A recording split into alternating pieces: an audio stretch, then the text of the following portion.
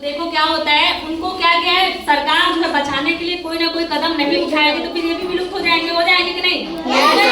सबसे बड़ी चीज की राष्ट्रीय पशु ही इतना संकट में आ चुका है, तो इसके लिए सरकार ने बहुत सारे कानून बनाए, सख्त कानून बने हैं। काला हिरण के शिकार पर कितना कानून और कितनी सारे वो हुए थे, देखा था आप लोगों ने, सुना होगा। सरकार ने कानून भी सख्त किए हैं। उसके अलावा व्यापार पे जो लोग क्या कर रहे हैं कि जानवरों के खाल को, दांत को, सींग को, ठीक है, उनके हड्डियों को लोग बेच के जो पैसे कमा रहे हैं, इधर उधर व्यापार कर रहे हैं, इधर उधर ट्रांसफर कर रहे हैं देश विदेशों में, अपने देश में, उस पर बैन लगा दिया गया है।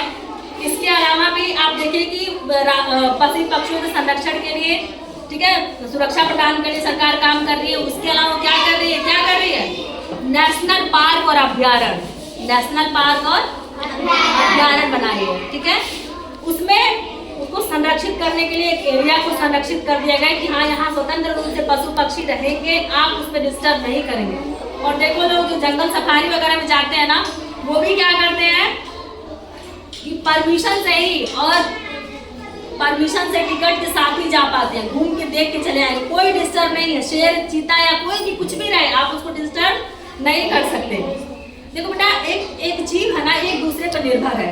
जैसे इकोसिस्टम मेंटेन करने के एक दूसरे के जीव भोजन में लेते हैं, वो दूसरे को लेता है, वो उसका लेता है, इस तरह से करके भगवान ने स्ट्रक्चर, मानव एक खाद्य श्रृंखला बनाई हुई है, ठीक है। जैसे मान लो चूहा है, आपके घर में मिलता है ना, चूहा क्या खाता है, अनाज वगैरह कुछ भी छोटे मोटे चीजें खाए। चूहे को कौन खा लेता है, बिल्ली खा लेती है। और क्या खा लेता है, सांप खा लेता है ना। और सांप को क्या खाता है, मोर खा सकता है, गिद्ध खा सकता है, इन सब चीजें खाता है। तो एक इकोसिस्टम है। एक अब हम लोग देख लीजिए, हम लोग क्या किससे भोजन प्राप्त करते हैं, अनाज पौधों से ना, हम लोग निर्भर है उन पे। ऐसे इकोसिस्टम में भगवान ने सबको किसी न किसी चीज के लिए बनाया है। अगर उसमें हम नष्ट करेंगे या छेड़छाड़ करेंगे या प्रकृति से छेड़छाड़ करेंगे तो उसका परिणाम बुरा होगा, भुगतना पड़ेगा ही। आप लोग समय में और आपके अगली वाली पीढ़ी में और संकट और दिक्कत होगी, प्रदूषण फैलाएंगे, इस तरह संतानों की कटाई होगी। तो इसके लिए हमें प्रयास करना चाहिए। आप लोग क्या प्रयास करोगे बताइए, आप लोग क्या कर सकते हैं बचाने के लिए प्रकृति को? पेड़ पौधे लगाएंगे और क्या करेंगे? अच्छा, पानी और दाना छत पे रखेंगे, वेरी गुड। और चलिए कुछ तो सोच रहे हैं। देखिए, पहले तो जीव जंतुओं को छेड़छाड़ या मारना नहीं चाहिए। बहुत कुत्तों को मार दे रहे हैं, कहीं देख रहे चिड़िया एक गिरी थी, वहां पे देखे बच्चे उधर इकट्ठा हो गए थे। उसको दया करना सीखो, उसको बचाओ, वो भी एक जान है, वो भी एक प्राण है, उसके में भी जीवन है, ठीक है। तो संरक्षण करने के लिए सरकार बहुत सारे नेशनल पार्क और अभ्यारण्य बनाए हैं। आपके सामने जो है कुछ नेशनल पार्क और अभ्यारण्य लिखा है जो इम्पोर्टेंट है, जो आज भी नहीं, आपको कक्षा 5 में ही नहीं, 5 के बाद आप पढ़ के जब निकलोगे ना इंटर 12, तो आपको जो कंपटीशन देने पड़ेंगे, प्रतियोगिताएं होंगी, उसमें भी पूछा जाता है। बहुत इंपॉर्टेंट। इवन मैंने भी इन सबों को याद किया, पढ़ा और समझा और देखा कब, जब मैंने टीचर भर्ती परीक्षा दिया था। समझ रहे हो, सब में आता है कि इसको गांठ बांध लो, ब्रेन में बैठा लो कि हाँ ये इंपॉर्टेंट है, तो मुझे जानना बहुत आसान है, बहुत आसान है याद करना। देखिए, उत्तर प्रदेश में 2 है, एक दुधवा नेशनल पार्क है और एक कौन सा है, चंद्रप्रभा वन्यजीव अभ्यारण्य, इधर लखीमपुर खीरी में है, ठीक है। इसी तरह उत्तराखंड में बहुत सारे हैं। राजाजी राष्ट्रीय उद्यान यानी नेशनल पार्क, राष्ट्रीय उद्यान का हिंदी है, हिंदी में बोलते हैं और इंग्लिश में बोलते हैं नेशनल पार्क। नेशनल मतलब राष्ट्रीय और पार्क मतलब उद्यान।